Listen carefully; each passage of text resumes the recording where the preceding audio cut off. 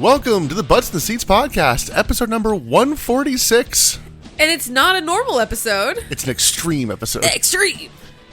I think you're incapable of saying extreme without doing that hand motion. It's true. I do the cross arm X. Because, you know, this is an audio podcast. We talk about visual things all the time. I'm Nick alongside Emily. Extreme! Or maybe I'm not, dude. You don't know. You never know. We could be in separate worlds. Emily's actually an AI-generated woman. Can you imagine if that was like the crazy lore drop at the end of this whole podcast run? Surprise, Nick has just been having, you know, a psycho break this whole time, and I'm not real. How much podcast is required to actually, like, create a fake episode? I think we're there. I think we have enough. I don't know how any of that works because I don't look into this. I don't want to. I am so vehemently anti-ChatGPT. No one has actually given me a good reason to use it. And every time someone's like, oh, well, it's just, you can just write a paper. Use your brain. Consider that. I have actually considered using ChatGPT to do my WrestleMania write-ups, like summarize this match. But then I think about it, I'm like, that is such a cop-out. That's so lazy. Yeah. I will not do that. Because then why would you watch the Why match? would I watch the show? Yeah. That's so lazy. I think I used it as a test. I was like, when's David Flair's last appearance? And it was wrong. Yeah. Yeah, but you were saying a lore drop. I think more realistically, it'd be like, all right, Emily and I broke up around episode 120, and I had to keep her going. You've just been regenerating my voice. I have joked that I just want to get a small little library of just your, yeah, okay, sick. That is so much data to comb through. I'm saying I'll have you record it. I'm not saying pull it from somewhere. Oh, I thought you were saying go through all of our episodes and pull every time I said that. No, I'm saying if I gotta re-record a line, I just need you to say something the way it's a more natural transition. Anyway, no more of this AI conversation. Yeah. Let's talk about the land of extreme, brother. The anti-AI. The anti-AI. Yeah, we are doing This is some woke shit. The second to last original run ECW pay-per-view, Massacre on 34th Street. This was a fun show. I'm not gonna lie. I liked it. Nick was I'm questionable. cooling on it as I'm going to sit with it, because I had to watch this twice because I did not take good notes the first time. So. Because you were sitting and enjoying the show, and I feel like that has something to be said. I was also very sleepy. Well... But Massacre on 34th Street, very similar to the movie Miracle on 34th Street in that it's a lot closer to Thanksgiving than it is Christmas because the show took place on December 3rd, 2000, but it'll be coming out on Thanksgiving Day for us. Ooh. Santa has officially crossed Macy's. So it is officially Christmas season. And I was ready to shit on this show because it's called Massacre on 34th Street. I'm like, this isn't on 34th Street. It actually is. This takes place in the Hammerstein Ballroom, which is on 34th Street in New York City. Well, originally you were like, Madison Square Garden's not on 34th Street. I'm like, no, this is Hammerstein Ballroom. Yeah. Because I couldn't remember where this was originally. But, like, this is a very famous ballroom. This is something that, like, the WWF has utilized for their shows. There are concerts there. Like, we can go see a concert. Apparently, Cat's Eye is going to be there. Hayley Williams will be there. I had to look and see, like, is Madison Square Garden touching 34th Street? It's touching 33rd. Oh! So close. I think it's this arena is apparently a bitch to get rings in and out of. I might be thinking of a different... I believe it. But Hammerstein Ballroom, this is a basically sold out show. It's like 2,600 in attendance. I double checked. I'm like, what is it now? I was like, oh, about that. So yeah. And allegedly, this did 55,000 buys, which is the same as like the current WCW shows. So but this feels so different. This feels full and excited and happy. We've talked before about, is WCW technically in third place? So like business wise, it's all relative. But it is all relative. WCW is definitely in third place when it comes to audience participation and passion. Yeah. Because, like, yes, 2,600's not huge. We've done the TNA shows that arena seats 2,000. Something like that. It feels so different when it is 2,600 people that are so freaking excited to be there, so happy to be there, so into what's going on, versus 2,000 people where 90% of them got in for free. Yeah. They're just trying to kill time from the heat. And hey, there's one match that you can kind of experience the difference for that.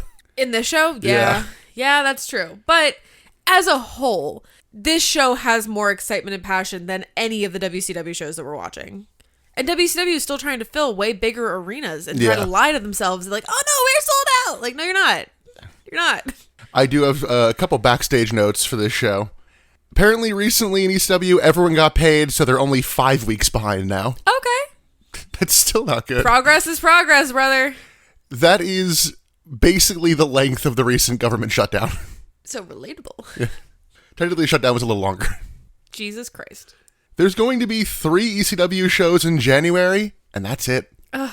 And they're like in the middle of nowhere. Like, they are not in like marquee locations. Does the talent know? We'll talk about that more on the next ECW episode, because they don't really know until Paul Heyman shows up on Raw. Right, I know that, but like, can they kind of feel it? Like, what are the conversations backstage sounding like? You know? I mean, they know there's no shows scheduled because there's like talks of like, hey, there's going to be a pay-per-view in March, and it's like, there's not. Okay.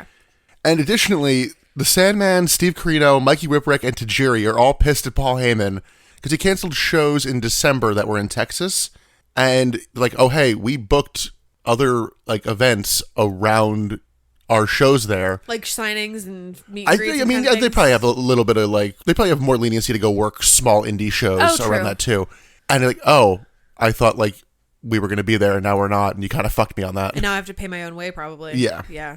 And then speaking of getting screwed on contracts and all that, apparently Rob Van Dam and Jerry Lynn are the only two who have actually like asked out of their contracts.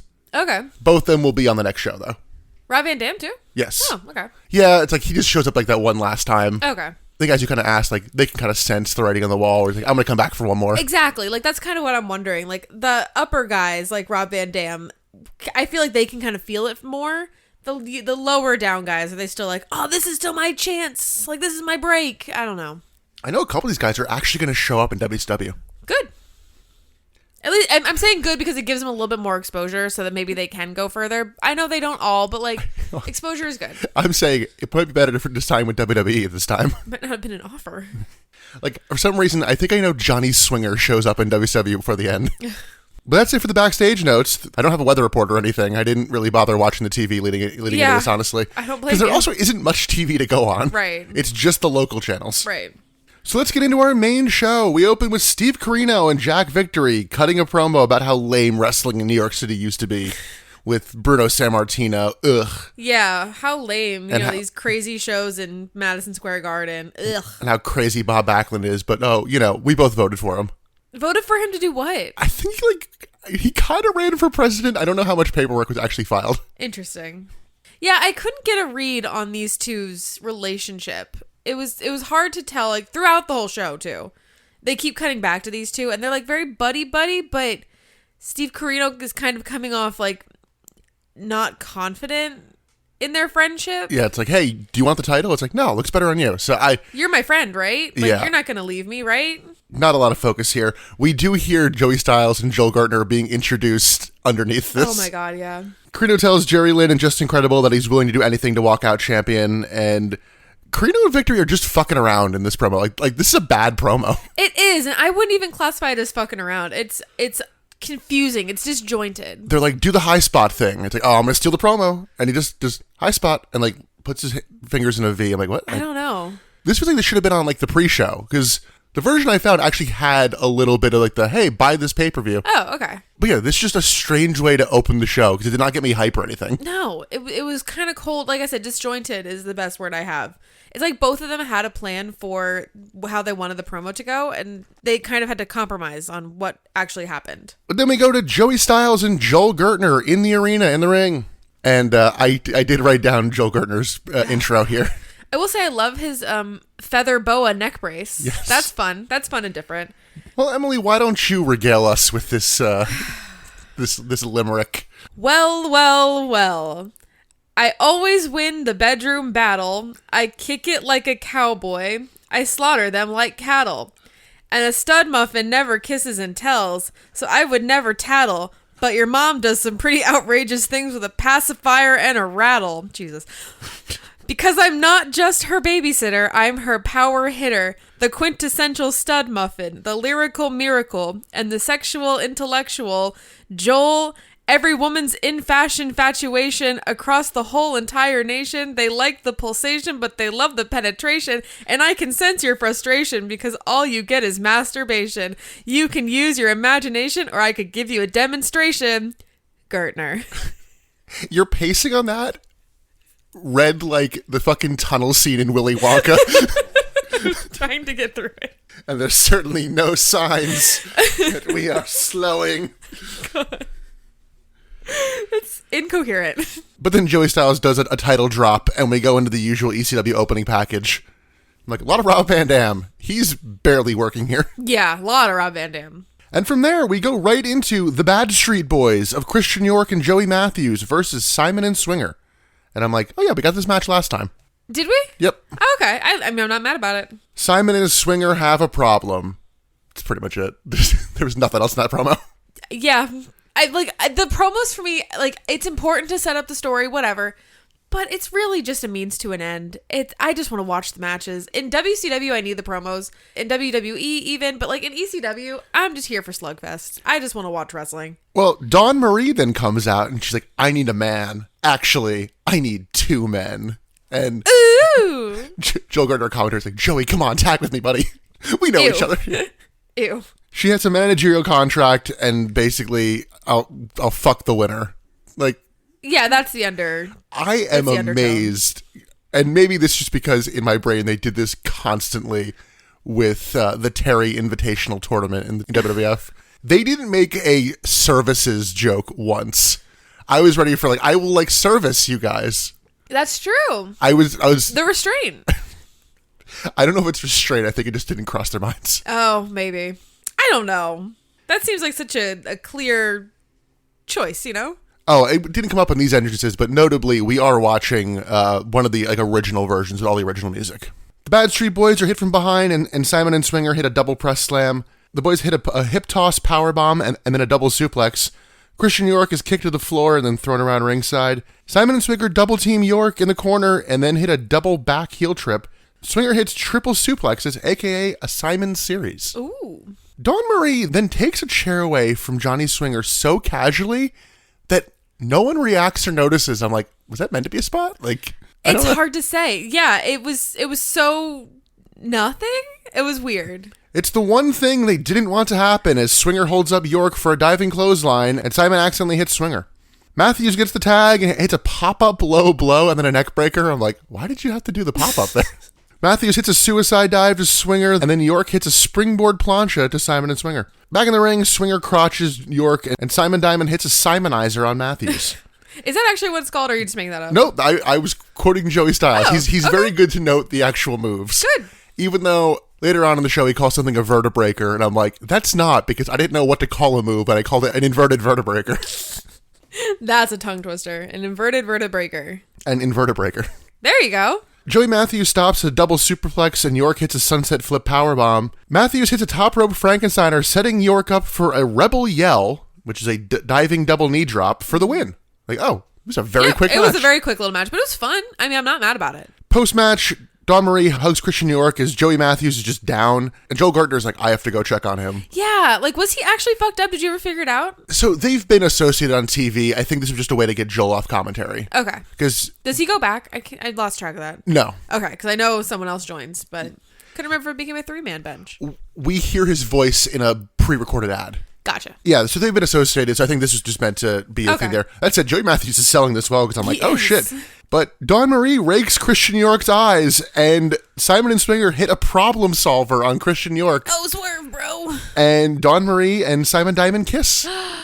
They are shoot together at this time. So that. Yeah, it was like, well, you're not doing anything. Pair up with them. Dawn was here the whole time. And people come down to look over Matthews, and it's like, he seems banged up, but I don't know what. This match was short but fun. It really was. It was a fun opening match. It was exactly what I wanted it to be. It was a good time. It doesn't need to be that deep. Yeah, I'm trying to think what else would have been a good opener for this show, and I'm like, I think this probably was among the better choices. Yeah, probably. I said Dawn Marie has definitely downgraded from world champion Steve Corino to Simon and Swinger. From people that she's with? Because, yeah, she turned on Steve Corino during the last pay-per-view. Oh, I thought you meant dating. Sorry. No, managerial. Okay. That's fair. Let's go backstage. We get Danny Doring and Roadkill. They said they didn't go to the House of Hardcore to get Doring's haircut and Roadkill's beard shaved. Yeah, he has a much shorter beard. Yeah, so they went there to train and kind of get back to the roots, and they got attacked and haircut. Danny Doring with the short hair just looks like backstage agent Billy Kidman. Ooh, okay. Yeah, we've talked about this. I have a really hard time placing Billy Kidman as a adult backstage producer person in any kind of as an adult. I don't know, the grown-up version of Billy.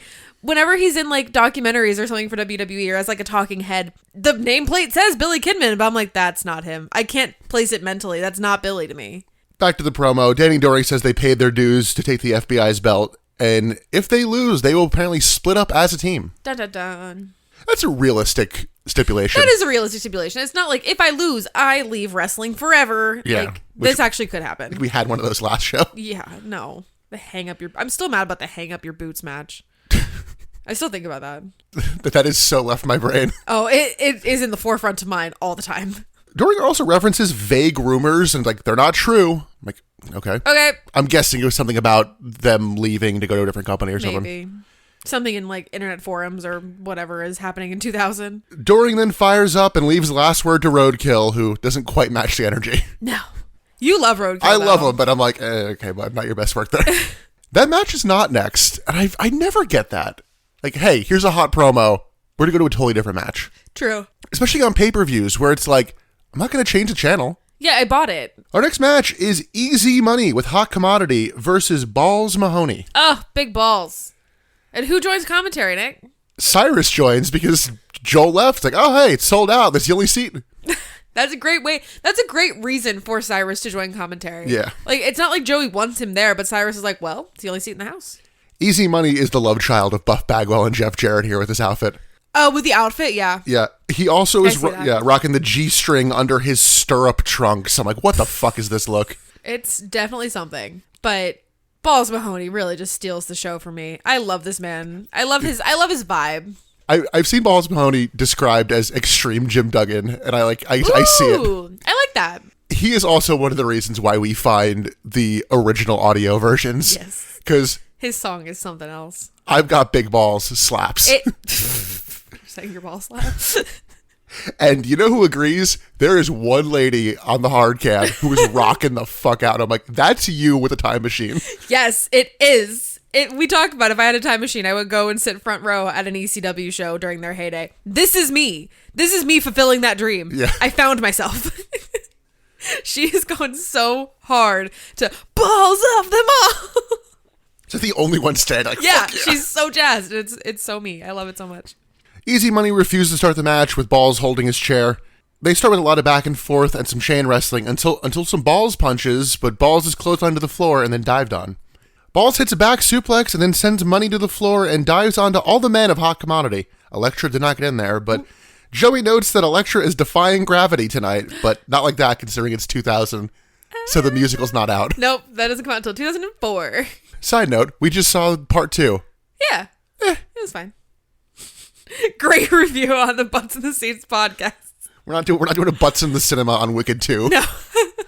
Wicked 1 was way better. Balls goes up to the top rope, but Easy Money dodges a New Jersey jam and then hits a money clip, which is a buckshot lariat now. Oh. Money hits a jawbreaker and goes up to the top rope, but is crotched for a superplex. We get more Balls punches and sends Money into the corner, but Money blocks a sunset flip with a reverse vertebraker. Ooh, there it is, the revertebraker. I think I said... Sorry, the invertebraker. Yeah, I think I said inverted earlier. I wrote reverse here. Revertebraker also works. Balls dodges a swanton bomb and hits a super kick. Mahoney grabs his chair, but Chris Hamrick of Hot Commodity, which... Something about that just sounds like a fucking mid-2000s show on E. It does. It sounds Chris like... Hamrick with on Hot Commodity. Yeah, it sounds like a, like, the soup, you know? But Hamrick steals the chair and Hot Commodity stop another superplex while Elektra distracts the ref, and Commodity hit a leaping neck breaker, a dive over leg drop, and then a diving moonsault for the win. Can't believe you let Balls lose. This match wasn't bad. I did laugh at the interference finish. It's just, we know that we're watching it. It's like, do you have to do that? What's going to happen if the ref sees? It's just for the storytelling. It's just for the flow. It's the inverse DQ. It's like, why? Why? What's the point? Everything is no DQ. But yeah, this match was nothing crazy. It wasn't, but it was still fun. The vibes were right. Like, the crowd being so into it, like, I'm going to keep harping on it. The crowd's energy translates to what's happening in the ring. It doesn't matter if what's happening in the ring is not all that great. The crowd is jazzed. And, like, that makes me feel excited. I'm trying to think of all the ECW shows we've done. Like, how many have been, I guess, here or in the ECW arena? Like, it hasn't been many. Yeah, that's true. Like, we haven't... This is the first one that we're seeing in the Hammerstein Ballroom, I think. And we haven't seen very many in the ECW arena. So, yeah, you're probably right. Maybe Barely Legal. The first one they did was probably in one of their spots. Maybe. I'll have to go, like, deep dive back into it. But, yeah, we really haven't seen much from the ECW arena. Yeah, they've been traveling and doing that thing, so... Did we go see a show in the ECW arena? I don't think we've seen a show there. I have worked a show there. Yeah, maybe that's what I'm thinking of. I sent you a photo of the bathroom, which has like a nice little ECW mural in so there. Cool. Post-match, Hot Commodity attack Balls Mahoney. Nova comes in to make the save, and he sends all three men to the floor, dives from the corner onto them, and him and Julio De Niro get in the ring and the bell rings. I'm like, was this a scheduled match? It happened so quickly. Like, it felt organic. So, like, I don't know. I mean, yes, but, like, in kayfabe, I don't know. Match properly starts. Nova hits double knees in the corner and then a modified powerbomb elbow drop. Commentary talks about how, like, oh, this is a different Nova after, like, last pay-per-view. So I'm like, more ruthless. Sure. You know how Nova, the comic book character, is ruthless. Balls Mahoney is still at ringside, which distracts the ref for a springboard dropkick from Hamrick. De Niro hits a torture rack neck breaker and then a diving moonsault press. De Niro hits some grounded offense, then taunts the crowd and hits an STO. The two trade punches until Nova gets him in the corner and stomps him. Nova then hits a step-up enziguri, like, to the spine. He does not get up to the head. I don't know what happened there. Nova then runs into a throne chair from ringside. Nova hits a spin doctor, which is a crossroads on Julio De Niro. So Elektra comes in to slap him. Nova just hits a kryptonite crunch on her. I'm like, Jesus. Kryptonite crunch. What a name. The ref checks on her as Nova hits a weird side-kicking leg drop. Like, he goes up to the top rope and just does a weird, like, mid-air kick for a leg drop. Like, what were you going for there, man? You landed like a normal leg drop. You didn't do anything different with that. You just put a little flourish on it. Hot Commodity break up the pin and hit a flip-over slam to Nova. Balls Mahoney then comes in and just kills Hot Commodity with chair shots, setting De Niro up for a swanton bomb for the win. This match and the match before it really kind of melded into one match in my brain. I couldn't really decipher who was in what. Well, it doesn't help that Balls Mahoney's music hits at the end of this. Exactly. That's why it all just kind of melded into one stupid, crazy match. And Nova has good music, because when he ran out, he comes out to Intergalactic. Oh, does he? Yeah, by the Beastie Boys. I missed that. It was so brief. Okay, yeah. I just note the copyrighted music when it hits. Sure, no, yeah. I expected it to be nerdier for Nova. I expected him to have nerdier music, like the fucking Superman theme or something. I noted the, like, why the distraction finish before? And same with this match. I'm like, it was more turnabout as fair play, but it's like, you did do a distraction finish 2 matches in a row.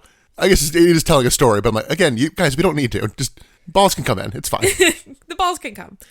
I will say, because I don't want this to be in the edit and get people mad at me, he would have had to come out to the Superman or the Batman theme because there wasn't a set Marvel superhero theme yet because it's in the year 2000 and the Marvel Cinematic Universe had not been created yet. So. Okay. Any final thoughts on this match? No, it was fun. I love Balls Mahoney. That's all. Like, I'm just so happy to be watching ECW. I have so much fun watching these shows. I don't have anything analytical to say. I'm just like, that was really great. That was so fun. That was a great vibe. Like, I'm just happy to be here, brother.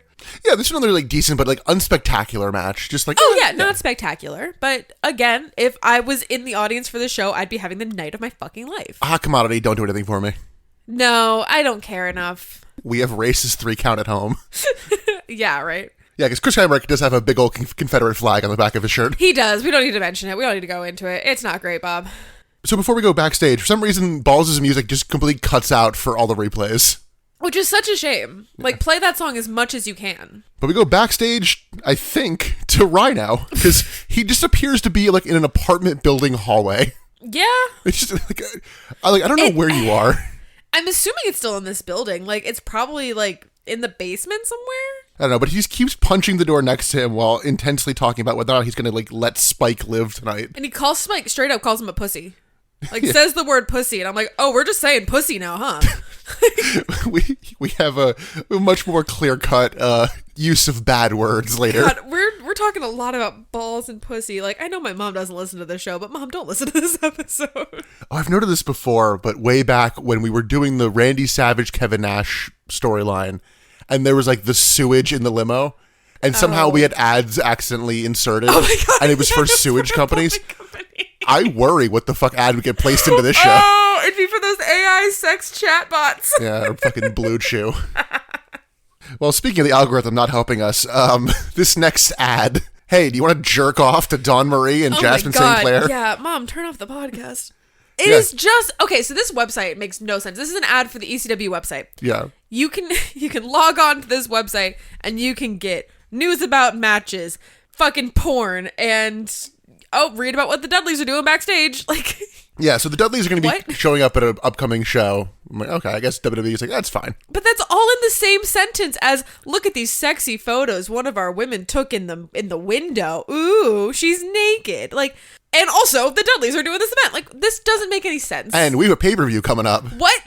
Hey, in your post-nut clarity, maybe buy some tickets. Post-nut, like, guilt. Like, oh shit, I shouldn't have done that. Give him some money. Now, I thought you were going to say this doesn't make any sense for a different reason. Because you gave shit, I think it was on the Patreon, for WCW's website. Because what was it? WCWWrestling.com. I was so confused by everything else that was going on the ECW website. I didn't pay attention to It is ECWWrestling.com. Yeah, Extreme Championship Wrestling.com. It's still dumb. You doubled up on the wrestling and did not focus on that in this ad. Not at all. It should have been ECWBoobs.com. Well, speaking of ECW wrestling.com, let's go to some wrestling. Great. It's Danny Doring and Roadkill versus the FBI. Hell yeah. Little Guido, Tony Mamaluke with Big Sal for the ECW tag team titles. Hey, yo. Big Sal recently pinned Scott Hall in a house show. That just sounds like a fucking Mad Lib sentence. It does, actually. Big Sal pinned Scott Hall in an ECW house show. Yeah, that is a Mad Lib sentence. As much as I love the gimmick of Tony Mamaluke being measured in liquid ounces, it doesn't make sense. He needs to be Tony Marinara. Exactly. Yeah. Him being Tony Mamaluke does not make sense for him to be liquid ounces. I still love that he is measured in liquid ounces because I think that's hilarious. But yes, I agree. It should be Marinara. Guido slaps Doring and then tries a quick armbar, but Doring slips out. Guido keeps trying to ground Doring, but the two try a dropkick at the same time and stand off. They trade hard chops, then Mamaluke comes in to get chopped and counters a wheelbarrow suplex with a bulldog and then hits an arm drag. Roadkill comes in, hits a press slam and a Vader bomb elbow. Doring tags in and Roadkill hits a dirt road slam on Mamaluke, and then Doring and Roadkill hit a heart attack, but they call it a Lancaster Lariat of Lust. Oh. Okay. I like it. Sal and Roadkill brawl on the outside, so Tony hits a diving tornado DDT to the floor. Doring wants to die, but is hit with a chair and is double power bombed from the corner onto the chair. Like, ow. Oof. Mamaluke hits a dragon screw and then a dropkick leading to a diving dropkick from Guido. Guido hits an Italian leg sweep and the FBI work over Doring. Guido hits a Sicilian slice but only gets a 2. So Doring hits a G-spot sweep and makes the hot tag to Roadkill. Roadkill hits a TKO stunner, apparently called the Barn Burner. Yeah. And an Amish bomb. Then baseball slides Sal and then does his rope step dive onto him on the outside. Which just looks so crazy. It's just like, it's a rope step fall. It's not a dive. Yeah. He just kind of like tips over. I find it interesting that like I don't see more people do that. Everyone like is like quickly get in, get out of the ropes. No one does like the I'm gonna balance and then jump. Yeah, I think it'd be cool if we brought that back. But like, what character would do that right now? You know, I could see Bronson Reed doing something like that. Ooh, okay. Doring comes in and gets crotched again. Doring low blows Mamaluke, then hits a sloppy something from the top rope, which is not the actual name of the move. I know he has a. Does he have a sloppy named move? No, but just I'm like I don't know what that was. A sloppy something. No, it just looked bad. Whatever it was. Guido grabs the title belt as Joey Styles notes, we actually live up to our stipulations. Yeah, who was that a dig on? I don't know, but apparently not a dig on the first match where they didn't go through the stipulation of Dawn Marie gets the winner. Well. Guido hits a belt shot, but Doring kicks out. The FBI dodge a springboard clothesline from Roadkill and then try a double armbar. Doring comes in and sends Mamaluke to the apron, then super kicks Tony Mamaluke, who goes from the apron into the front row in one of the roughest looking bumps I've seen in a while. Yeah, I said he was kicked into oblivion. He just kind of crumbled and vanished once he got to the audience. Just like, don't touch me for a minute. I gotta recoup. Like he went over the barricade and then just went into the void. Yeah. Oblivion. Guido wants an unprettier, but roadkill counters, and he and Doring hit a wheelbarrow diving leg drop combo, apparently called the Buggy Bang, for the win and the titles. Woo! Buggy Bang. The crowd and I love us some roadkill. Yeah. I'm having a great time. This is a fun match. This is the kind of like stupid character work that I love in ECW. It's stupid, but it's fleshed out and it is intense for both sides. It's not just like, I'm silly. I liked this match. I thought the pacing was a little strange, and I think some of that might come down to Maybe. the FBI have been working with like Tajiri and Super Crazy a lot recently. Oh, so true. And these two are a lot slower. Yeah, I'm wondering, is it my own expectations? Because I'm like, it didn't seem like the FBI got a lot of significant offense. Like, they were working over Doring for a bit, but it didn't seem like they did a lot of interesting stuff. That's fair. But they were still telling a story like with each other. Yeah, so. like, and the energy was good. It just like, I'm like, I just wanted something a little more from this. Maybe, yeah. I still liked it a lot. I think in reality, I just wanted this to go like a couple more minutes. Yeah, I feel like I can say that for a lot of matches on this card. Like and some I could say shave a few minutes off. Like a lot of the matches in the early half of the card are so fast paced and so quick. Not fast paced, but like don't have enough time to breathe in some senses. Yeah. Like we said about the first match. If they each had like 1 or 2 more minutes, I think like it would have felt a little bit better. And this is one that would also, do well with that. Let's go backstage. We get a Spike Dudley promo mocking Rhino. This is my favorite wrestling promo I've ever heard. It's so clear and concise. He starts mocking Rhino and then just like interrupts himself to be like, hey, fuck you, man. Just so straight up. Yeah. Like, we don't need the flash and fanfare of like the poetry of some of these promos. It's just like, you know what? Fuck you. And that's all you need. That's effective. Spike points out how he's beaten a bunch of big guys, and one of the names on the list is Curtis fucking Hughes. And I'm like, dude, that's not the flex you think it is. Who is Curtis Hughes? He's fucking terrible. Oh, well. I know you've seen him. He's not memorable. He was paired with Chris Jericho when he debuted in WWF for a little while. He was like his bodyguard. No Ralphus. No, he just like shows up places for a little bit until everyone remembers, oh yeah, you're terrible. And then they get rid of him. Oh. It's like a game he plays with himself. How long can I stay until they realize that I suck? But Spike says he's going to take the title and then gets fired up and punches the wall. And right before they cut away, he breaks and turns to somebody off camera like, that was good? Yeah. Like just cut the promo by like a second and it's good. But you see him be like, and we got it? I think we got it. All right, cool. Send for the man. God. It goes from that to some guy cleaning the ropes. Oh my God. My MVP. Not even lying. I love this man so much. It's just like the ring boy has a towel and he's going in just wiping all the sweat off of the ropes. And with he's into it. He's running. And he's running wiping. And the crowd's like, oh. I love it so much. I love it. I love it here. And it actually is important for us to see that. Yeah, it does play into things. Because like that could have very easily just been for the audience, not necessarily needed to be on the pay-per-view. I'm wondering if that is like a culture thing at the shows. I don't know. That's why I'd like to go back in time. But that's the shit that I fucking love, man. Our next match, it's C.W. Anderson versus Tommy Dreamer, who we haven't seen in a couple pay-per-views. It has been a minute. Before the match, they're doing the ring intros, and C.W. Anderson just grabs the mic, interrupting the announcer, who I'm like, oh, fuck, I cannot remember his name anymore. It doesn't really matter, but the ring announcer for ECW. Oh, I don't know. That is something that lives in your brain, not mine. Yeah, because I'm thinking, I'm like, oh, Jim Molyneux. I'm like, no, that's one of the referees. I'm like, oh, shit. But Anderson grabs the mic and taunts Dreamer to fight him and then spits on him. I'm like, dude, you guys are about to have a match. Clearly he's going to fight you. Yeah, he made an entrance. Like, he's here to fight. Oh, I'll fight you. Dreamer punches him. The match starts. Dreamer counters a hip toss and hits a neck breaker. Anderson then offers a handshake, but Dreamer doesn't buy it and hits a leg sweep. They go to mat and trade holds until an armbar, and Anderson bails to the floor. At some point during this match, you're like, I don't believe he's not related to Arn. I really don't. I know you keep telling me that they are not related, but like, come on. These two men are cut from the same cloth. At least cousins or something. Come on. Dreamer stays in the arm and shoulder, but CW hits a shoulder stunner and then a super kick. Back outside, Anderson drops Dreamer on the guardrail and then sets a chair up against the ring post and puts Tommy Dreamer's arm in it. He then grabs a chair and starts hitting the top of the chair, which I'm like, that doesn't actually do anything. Stop poking holes in this shit. It's fun. Are you having fun? Are you having fun? Yes. Then shut up. Tommy Dreamer's also bleeding here, and it was just from like a punch. Like that was really it. Well, we also found where he was. Yeah. He was very clearly bleeding. Like, they were focusing on CW Anderson for nothing and making sure that Tommy Dreamer was just out of frame. Dreamer tries to hit a chair shot with Anderson up against the ring post, but Anderson dodges it. Dreamer hits the ring post and then like speedily just like turns the other way and just throws the chair at Anderson. It's like, oh, okay. I wrote a note, Tommy Blader. It's not even a pun. It's not, but Dreamer. It's not, still. He blades. I don't know why I wrote that down. Anderson hits a reverse DDT to the arm and then wedges a chair in the corner, but is immediately thrown into it. In that same vein, Anderson sets the chair up in the center of the ring and then is atomic dropped onto it. Anderson lays on the chair then, like really cumbersome to like hold yourself up, and Tommy Dreamer hits a diving elbow. Great.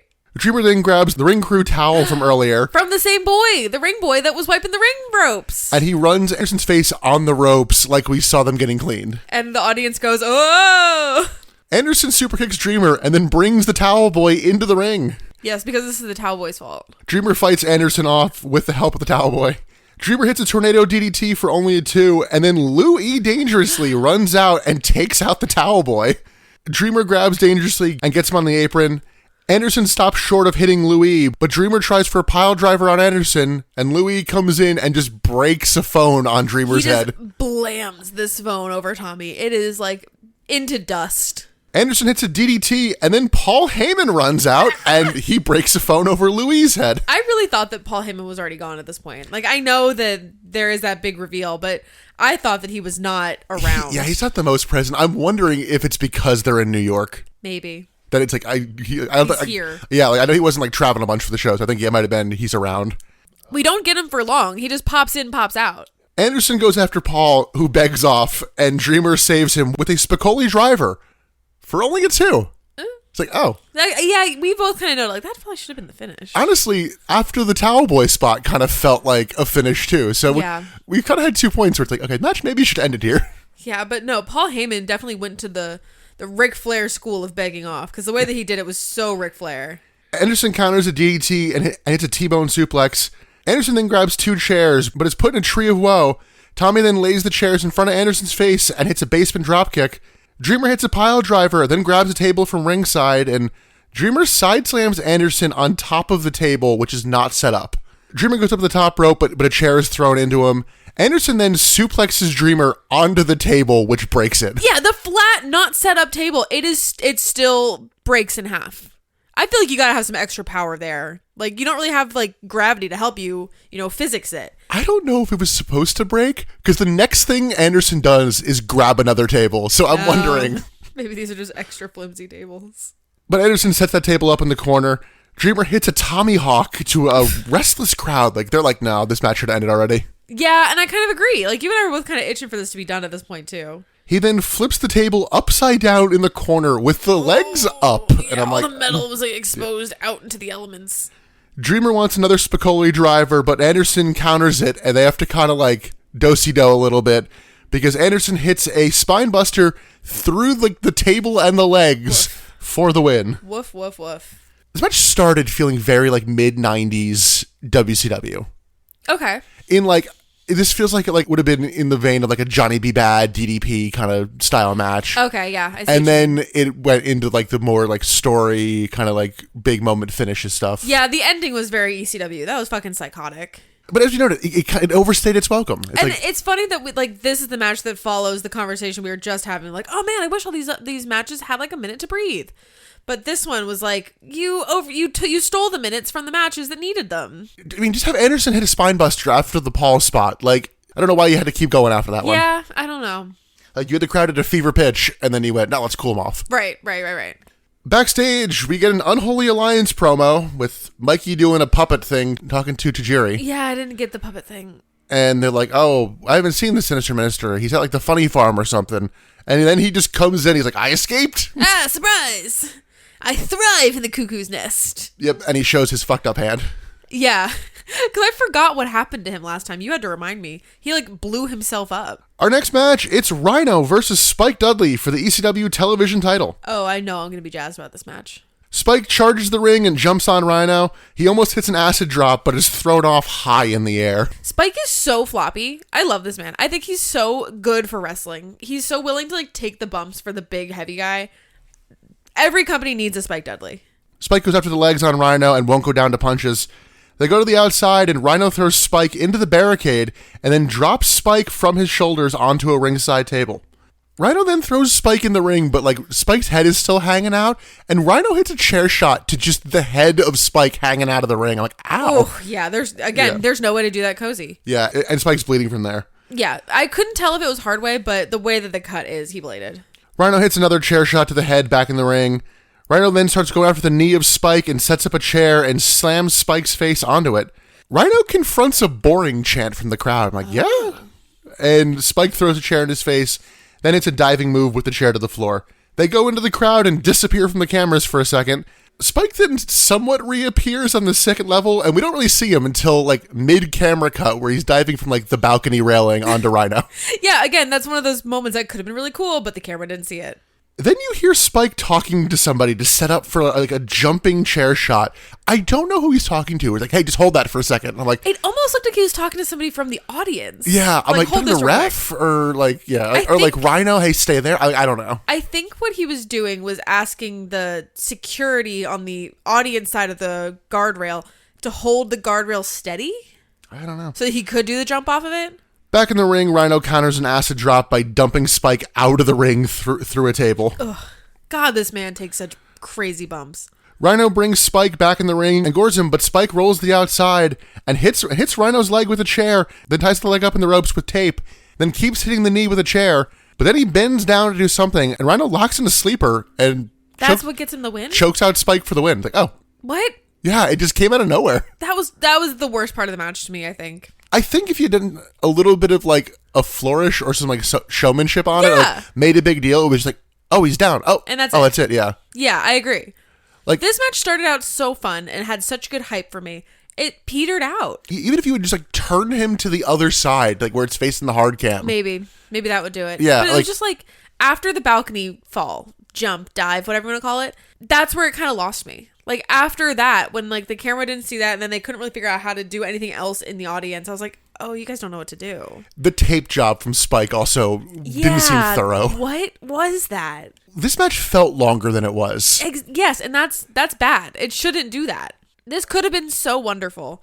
And I think that they got a little lost in the sauce and didn't have everything fully planned out and tried to wing it and failed. Yeah, and I know their goal was to have Rhino look like a killer, and it didn't really get that as much in this match. I was really ready for you to make a killer reference. Why would I make a killer reference? Well, I don't know if you know this, but this wrestler that we know is Johnny B. Bull. Johnny B. Bull. Johnny B. Bull? Nope, you missed your chance. That's we're moving on. Spike gets structured out, and we get the same horny ECW ad. Johnny B. Bull. I'm just thinking of Johnny B. Bad as a bull now. I'm sorry. Yeah. Steve Carino and Jack Victory are backstage. Francine comes in to basically bang Carino because he has the title belt. I mean, hey. Did you catch why Steve Carino says no? No. She's like, hey, I can help you de-stress before the match. She's like, oh, I just took care of myself. I'm good. Oh, really? Oh, I kind of got that as Steve Carino was too innocent. He doesn't know what he's saying no to. No, he jerked himself off. Got it. Oh, okay. Honestly, when I heard that was oh, I'm hanging out with my friend. I'm not stressed. That's how I heard that, but that's definitely... No, he casually was I just cranked one out. Yeah, I'm good. What you said is definitely what it was. Jack Victory holds the title sometimes, so that's enough for Francine. They go into the other room. Yeah. Steve Carino then he's like, you know what? On second thought, yeah, I'll bang her. And he goes to join, but Just Incredible attacks him with a cane. He knocks on the door. He's like, all right, Francine, time to go. And then we hear Jack Victory yell, and Francine comes out and is basically I bit his dick. Is that what happened? Yeah, she goes, sharp teeth are a bitch. Oh my God. Yeah. Yikes. I missed all of this subtext. How did you... It's because you watched the show 3 times. I missed all of this subtext. Technically, I watched the show twice, but I watched this next match 3 times, and we'll get to why at the very end of the match. Valid. The next match is the unholy alliance of Tajiri and Mikey Whipwreck with the Sinister Minister versus Super Crazy and a mystery partner that I don't know why it had to be a mystery. It didn't have to be a mystery. Because Crazy slides in and gets stomped, and the mystery partner's music hits. It's Kid Cash. Wow. And Crazy is getting stomped out, and Kid Cash waits for his musical cue in the song to come out. I'm like, dude, go out there. He's not a team player. Cash takes out the Alliance, and everyone gets sorted out. Whipwreck somehow hits Cash from behind. After they got cleared from the ring, he managed to sneak up on Kid Cash. And I'm like, what? How did you... But he and Cash trade counters until a springboard sunset flip and then a Russian leg sweep and leg drop. Cash hits a Hurricane Rana and the two paws. Like, weird timing on that. They then, like, push each other and then tag in their partners. I'm like... Cool. Yeah. God, you can really feel how our energy just dipped. Yeah. Oh, man. I want to go back to when I said Johnny B. Bull. Tajiri and Super Crazy tag in, and Tajiri hits a handspring elbow, and then Crazy hits a tilt-a-whirl backbreaker. The two grab hands, trade some luchador-esque action, lots of arm drags, and then a standoff. Tajiri then locks in a sharpshooter with Crazy laying on the bottom rope, and Whipwreck hits a vaulting leg drop onto Crazy. Kid Cash comes in, eats a kick. They then set up a complicated spot, Cash and Crazy's head on the bottom rope, and the Unholy Alliance then set up like a little like tent or like tower of chairs around the heads and then hit like double kicks to it. And it looked like they were trying to make this spot a lot more convoluted than it was, but I think it was Tajiri was just like, fuck it, I'm kicking him. And he was just like, I don't care what it looks like, we're going. I feel like I love Tajiri. That's a lot of his offense. Just fuck it, I'm kicking him. I love Tajiri. But I did get that vibe in the moment. Like, it's fine, go. Crazy and Cash dodge out of a Tree of Woe spot, and then Crazy hits a springboard moonsault onto the floor, onto the Alliance, followed by Kid Cash springboarding off the ref's back, diving onto all three men, but namely Super Crazy. Mm-hmm. It's like, he got the worst of that. He's your partner. Cash hits a corkscrew moonsault onto both opponents, which leads to a double D-ace punch spot. Double D-ace? They counted in Spanish. Correct. I didn't expect you to call it that, though. See Crazy dive in the crowd, probably from the barricade. The camera mostly misses it, so I'm like, I don't know what's going on over there. Couldn't tell you.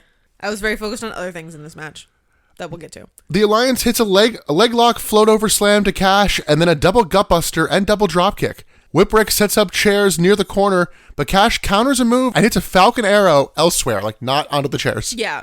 Cash then lays Whipwreck on the chairs and goes up top, but is stopped and hit with a top rope whippersnapper onto the chairs, which doesn't really work. He's hitting a jumping stunner. So Cash is going to hit his shoulder, not the chairs. Yeah. So he's kind of doing it to himself. And in that same vein, they immediately go to the apron, and Whipwreck hits a whippersnapper from the apron through the ringside table. Right. And I don't know what happens here, because both men are down from that spot, and Tajiri and Super Crazy slowly just get into the ring at the same time. Like, I guess we're going to fight now. Like, were there no notes on what happened here? So, yeah, at this point, Whipwreck and Kid Cash vanish. Like, they just are ringside. We think that... My thought is that something happened with the table and one of them got sincerely fucked up. And, like, they are working with EMTs to, like, what do we do now? And... No, because they come back into the match. They come back! But Super Crazy and Tajiri, they stall weirdly. Like... You know, Tajiri is good at what he does. So like, it ends up being, I guess, okay. Passable. I'll say passable. But it's a very strange vibe shift. And then Crazy hits his like triple moonsaults. And I'm like, are you going to go like straight to a finish? Like, oh no, not even remotely. No. He gets pushed to the floor from the top rope. And I think it might be the camera that creates this vibe as well. Because it just like holds on a wide shot where you see like nothing's happening. And yeah. Like they're just kind of stalling around ringside and just looking around. And... back in the ring, Crazy hits a top rope face buster and then a springboard moonsault. Tajiri gets out of a sunset flip with a chair shot. Tajiri then locks in a tarantula like the other way of the ropes, because usually he's on the inside. An inverted tarantula? Not quite. Invertarantula? He's stopped by Kid Cash, and Whipwreck also comes back. It's like, there you go. Okay. And we're back. Tajiri miss Super Crazy, and Whipwreck and Cash go to the floor, and Whipwreck slides a table inside the ring. Super Crazy's still down. And I guess he's selling the mist, but he'll just stop selling it later. Yeah. Tajiri slowly sets up a table. There's also a table at ringside now. Kid Cash hits a top rope Frankensteiner from the ring through the ringside table. In the ring, Crazy hits a springboard dropkick and then lifts the legs of the table, but doesn't flip it over. Tajiri then hits a tornado DDT and big kicks. Then Tajiri grabs 3 chairs, lays them on Super Crazy, sets up the table over top Super Crazy, and hits a diving coup de grace onto the pile for the win. What? Now, I mentioned I watched this match 3 times. Yes, and I mentioned I was very distracted by something else. To borrow a segment from OSW, We had to do a jockswatch for Super Crazy. The whole match, I was clocking how often he was adjusting his gear. It was so distracting. Every single time he did anything, whether he was selling, whether he was setting up, like he was adjusting his bottoms every time. And like the only thing that I can think happened is something that happens very often to women.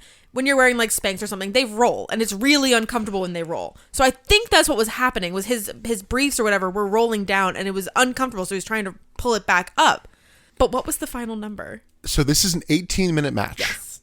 And I might have missed some because, again, they go off camera a bit. There's other stuff going on.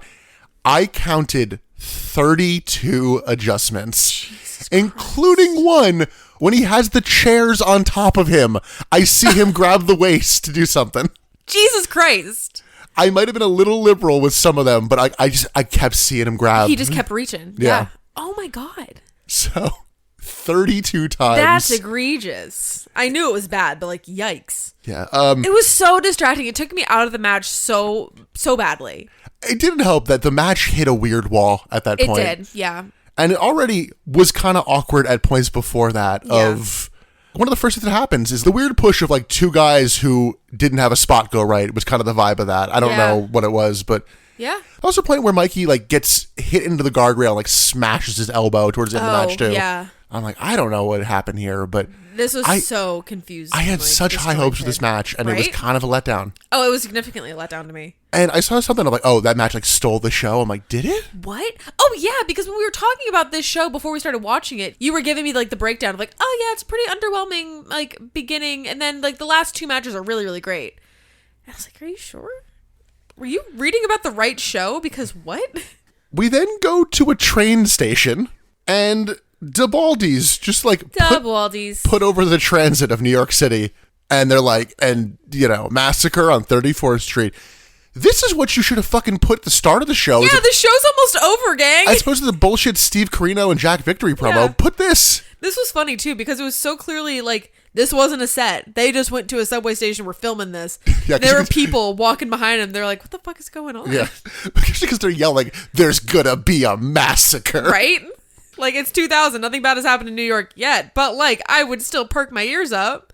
Like, what do you mean a massacre? We then get the Blue Meanie driving around the city, complaining that he's not getting laid. Well, why the fuck are you driving around New York City? Are you psychotic? He then picks up a hooker who's Jasmine St. Clair, and she's looking for the pay-per-view. And again, it's almost over, guys. They tease Roadhead, and she tells the cameraman to like turn the camera off. So she's gonna blow him. Probably not the most surprising. This is apparently cut from the network. But doesn't all that make you excited for the main event? No, I've actually forgotten who's in the main event. It is Steve Carino with Jack Victory versus Jerry Lynn versus Just Incredible with Francine for the ECW World title. So throughout the show, we've seen Steve Carino and Just Incredible getting into it. Where the fuck has Jerry Lynn been? That was so confusing to me. That was the confusing third party to me in this. Because Jerry Lynn came out, I was like, this isn't the main event. There's no... Why the fuck would Jerry Lynn be in the main event? Why is he part of this? Well, we noted the opening match is like, hey, we saw this last month. We pretty much saw this last month. Of the main event of November to Remember was the weird double Jeopardy match where it was the two simultaneous singles matches of, it was some combination of these three and the Sandman. And the only one of those four who's not in this match gets the most chance of anybody during this match. Well. And yeah, it feels like there's not really someone to root for here, and the crowd agrees with that because they introduce everybody, and Jerry Lynn gets booed, Just Incredible gets booed, and Steve Carino gets a little polite, hey. Like, no one's into his act. Yeah. No one cares. And this is the main event. This is how we're finishing the show. An immediate we want Sandman chance. Yeah, I'm like, same. Oh no. I also want Sandman. Credible starts with a kendo stick, but Lynn immediately takes it and hits both men. Lynn hits a head scissors to Carino and a bulldog to Credible. Credible stomps Lynn in the corner, and then for basically the entire match, it's pretty much just guys trading punches.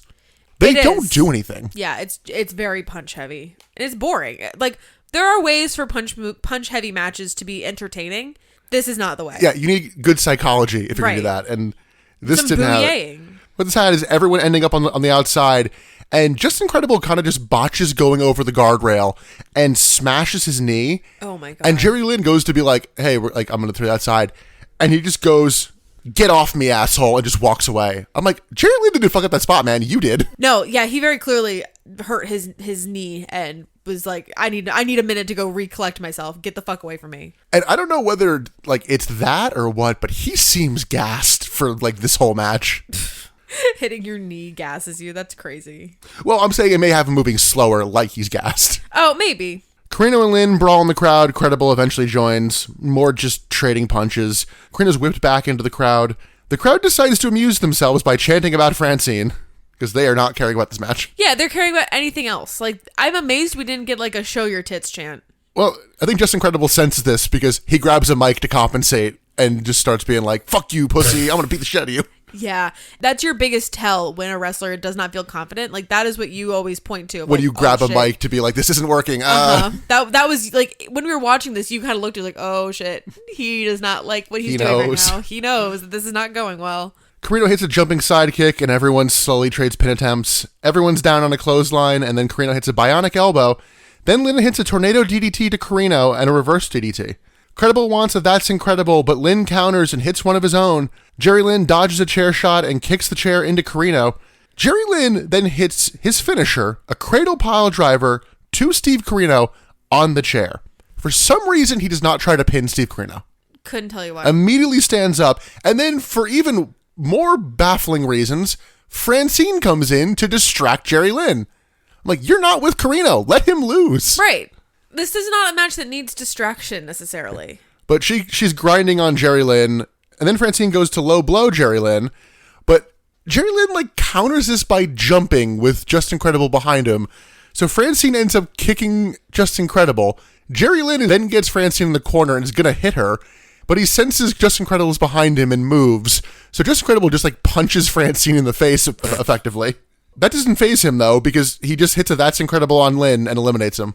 Like, oh, okay. He gets eliminated so unceremoniously. Yeah. It just happens kind of out of nowhere, which is kind of correct for how he's billed in this match. Like, I barely even knew he was in the match. So, yeah, I guess you get eliminated quickly and quietly. On commentary, Cyrus, who we really haven't said much about. Not at all. No, we really haven't talked about commentary at all. He claims this is a screw job and leaves commentary, and the crowd chants for Sandman. Bitches love a screw job. Joey Styles points out that this duo is how the last pay-per-view ended, and I'm like, that doesn't feel epic, that just feels repetitive.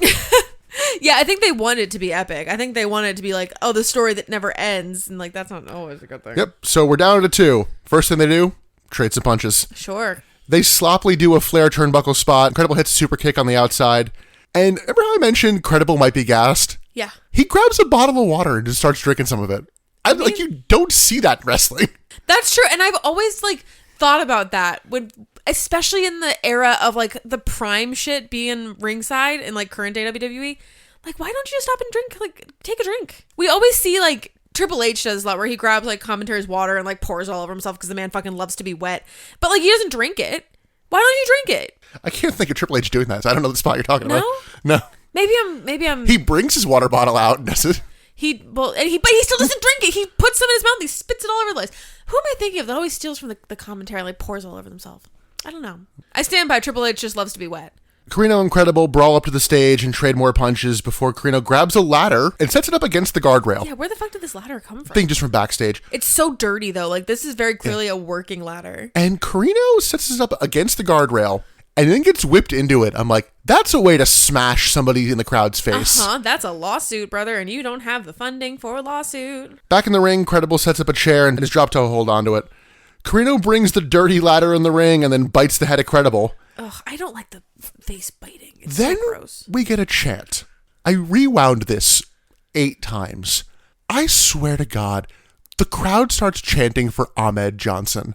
And I don't know why.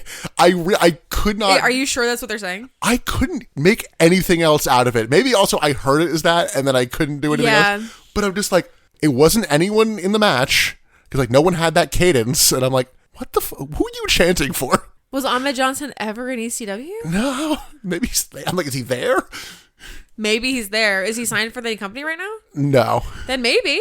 Weird. Very weird. Yeah, I rewound because I'm like, they can't be chanting Ahmed Johnson. And I'm like, that's the only thing that sounds clear in my, like, to me. So that's crazy. I don't know. If you know, like, tweet in, because that one's going to bother me.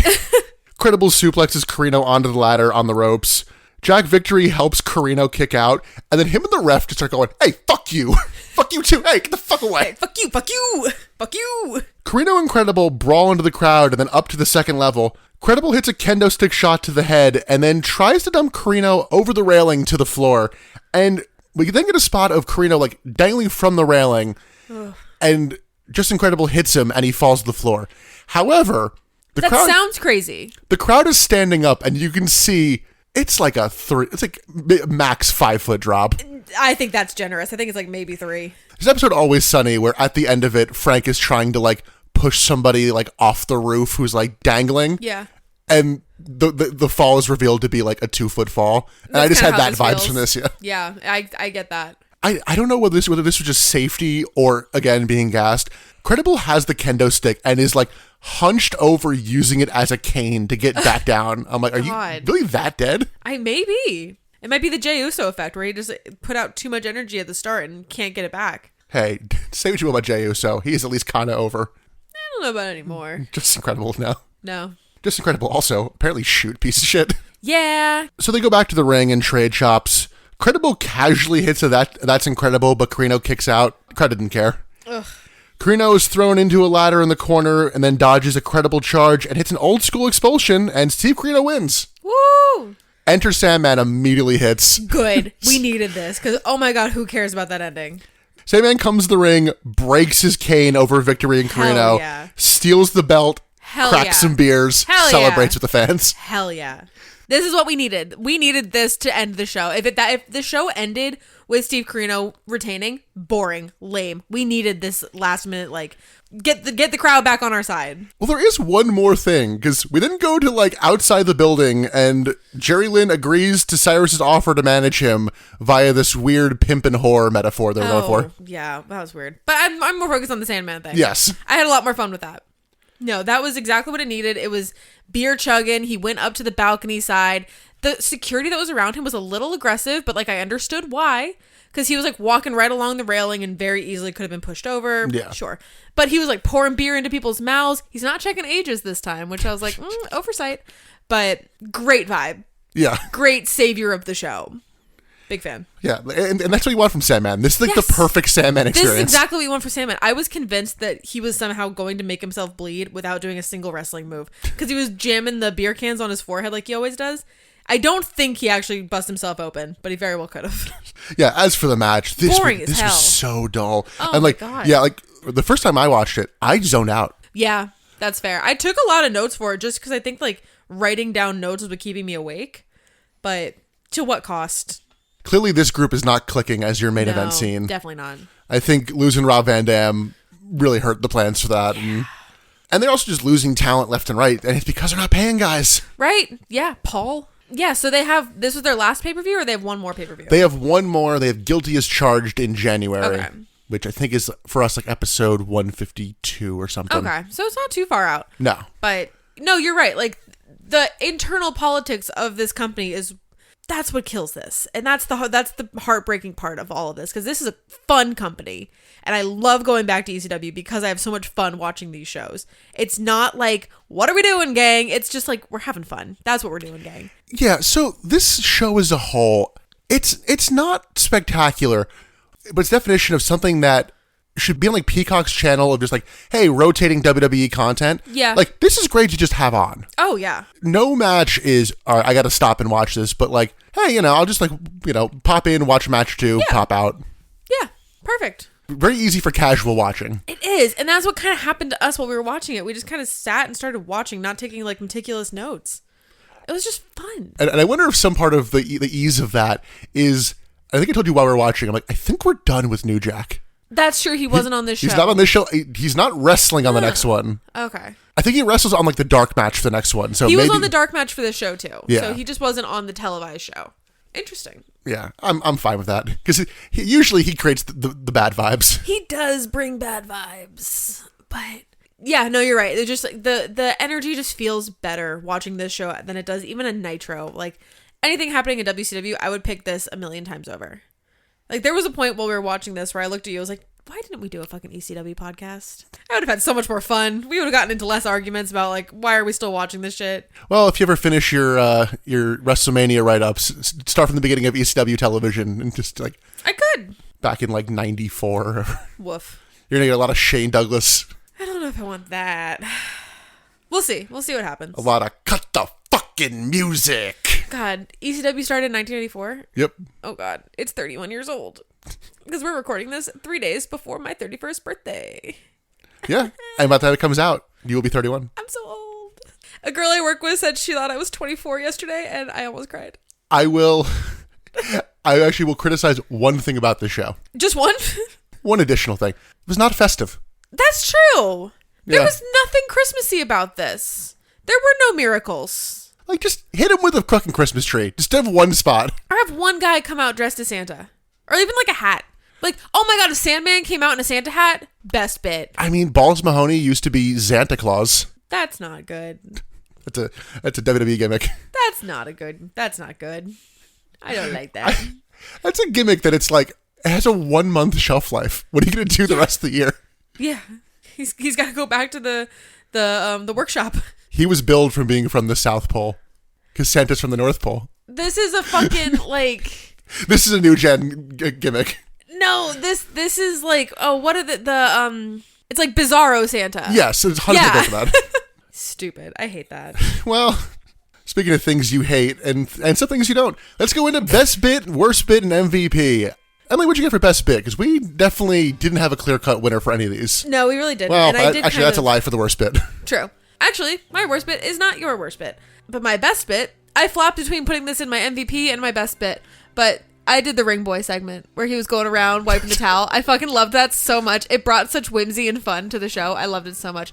I'm going to go with the photos of Dawn Marie and Jasmine. No, you're not. No, you're not. Reel it back. No, you're not. No, I am actually going to go with the FBI and Danny Doring and Roadkill. I really liked that match. Yeah. That was a really fun They had good match. energy with that. So Yeah. Those two teams are just so quintessential to why it is important to have characters and how character work can really make or break a match. Like, both of those teams know their characters. Every move they had was themed, and I love that. Honorable mention too. Fuck you, man. Oh, man, wait, that's a great promo, too. Wait, shit.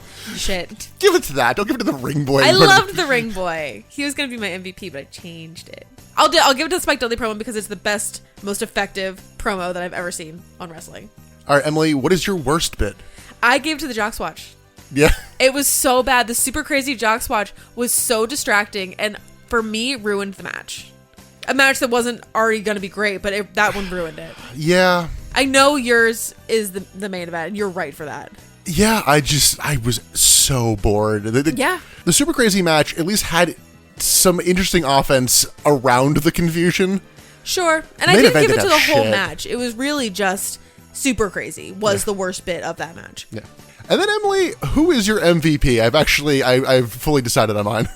Mine's the Sandman. Yeah, I think it has to be. It has to be. He saved the show. Like, sometimes we focus a little more on who brings the most value. He literally, like, that pay-per-view was going to end with such a wet fart. Yeah. And it did not. Yeah.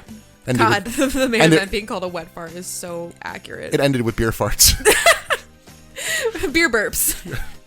Yeah, Sandman definitely brought the much-needed energy. Yes. I think that the show would have been significantly worse off without that segment. He might be close to the record for least amount of time on screen for us getting MVP. Probably. But until we go back to the world of WCW, you can listen to all of our back catalog, everywhere podcasts are found except for SoundCloud. You can follow us on social media at Butts in the Pod, and again, if you know, tell me if that was an Ahmed Johnson chant or not. Yes, please do, because he's going to be thinking about this for like the next month. And then patreon.com/butts-in-the-seats. $5 a month. Get you over 40 bonus episodes. Jeez, 40 episodes over there? Yeah, book reports. We just did Halloween Havoc 1996, and it was a lot of fun. We're having a lot of fun conversations over Until there about the main event. Sure. Hey, just like this show. Just like this show. But no, we have a lot of fun over on the Patreon. That's kind of where we have all of our levity, not talking about current WCW. We're trying to not talk about that as much as possible. Can you tell? We have a lot of bonus episodes coming up. We do. Because we don't want to talk about WCW anymore. It's funny. Those have been planned for a while. It just works out that way. It works really well. In the very near future, we're going to have episode 150 over here. Woo. And my special birthday pick over on the Patreon. So there is some fun stuff coming up, whether Emily likes it or not. Yeah, well. That's kind of that's the motto of the podcast, isn't it? Whether Emily likes it or not. The British Bulldog's going to win the Rumble, whether he wants to or not. And with all of that said, I'm Nick. I'm Emily. And thanks for listening to the Butts and Seats podcast. Happy holidays. Bye!